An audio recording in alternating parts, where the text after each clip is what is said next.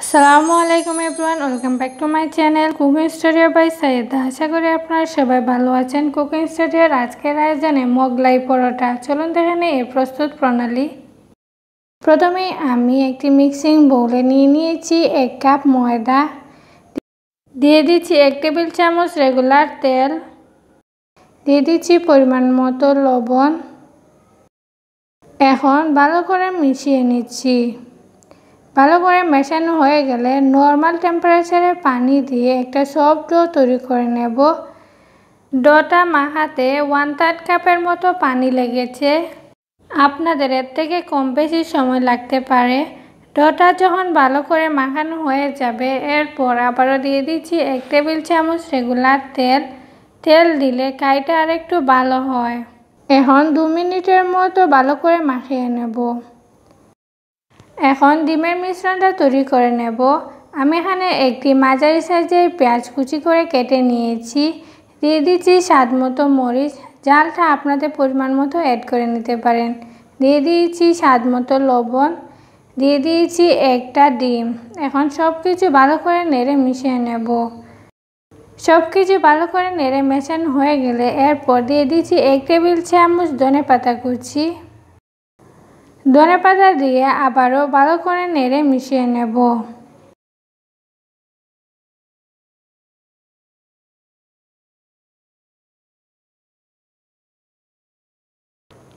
ভালো করে মেশানো হয়ে গিয়েছে। মোগলাই তৈরি করার জন্য এখন রুটি বেলে নেব।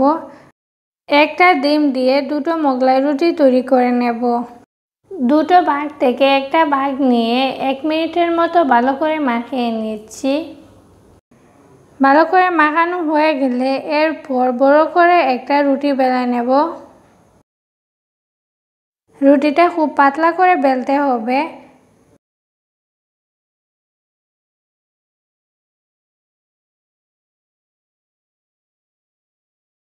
রুটি বেলে নেওয়ার পর এখন ডিমের মিশ্রণটা রুটির মাঝ বরাবর দিয়ে দিচ্ছি।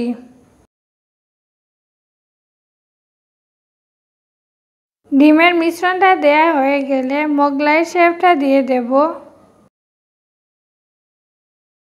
প্রথমে এক সাইড মাঝখানে দিয়ে দিয়েছি, তারপর অন্য সাইড এনে মাঝখানে লাগিয়ে নিচ্ছি। পানি দেওয়ার প্রয়োজন নেই, হাত দিয়ে একটু চাপ দিলেই লেগে যাবে। বাকি 2 সাইডও একটু ছোটো করে ভাঁজ করে হাত দিয়ে চেপে নিচ্ছি।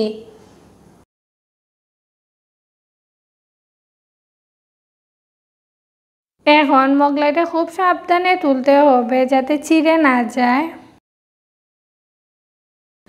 একইভাবে আমি পরবর্তী মোগলাইটাও তৈরি করে নেব। মোগলাই ভাজার জন্য এখানে 1/4 কাপ রেগুলার তেল নিয়েছি। তেলটা গরম হওয়ার পর দিয়ে দিয়েছি মোগলাই। খুব সাবধানে দিতে হবে যাতে ছুটে না যায়।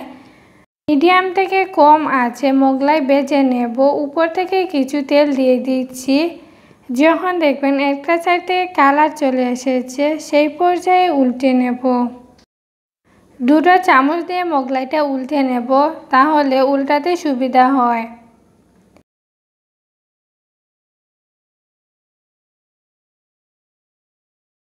দু সাইড থেকে যখন ভালোভাবে কালার চলে আসবে, ঠিক সেই পর্যায়ে আমি মোগলাইটা নামিয়ে নেব। প্রতিটা মোগলাই ভাজতে আমার 5 থেকে 6 মিনিট সময় লেগেছে। এখন মোগলাইটা নামিয়ে নিচ্ছি। তৈরি হয়ে গেল ডিমের মোগলাই পরোটা। মোগলাই ভাজা হয়ে গিয়েছে। এখন আমি আপনাদেরকে কেটে দেখাচ্ছি। মোগলাইয়ের বাহিরটা অনেক ক্রিসপি হয়েছে আর ভিতরটাও ডিমের মিশ্রণে ভরপুর হয়েছে। হাতের কাছে থাকা খুবই অল্প উপকরণ দিয়ে বিকেলের নাস্তা হিসেবে এই মোগলাইটা তৈরি করে নিতে পারবেন। খুবই অল্প উপকরণে আর খুবই অল্প সময়ে তৈরি হয়ে যায়। দেখুন মোগলাইয়ের ভিতরে ডিমের মিশ্রণটা খুব ভালোভাবে ভাজা হয়েছে।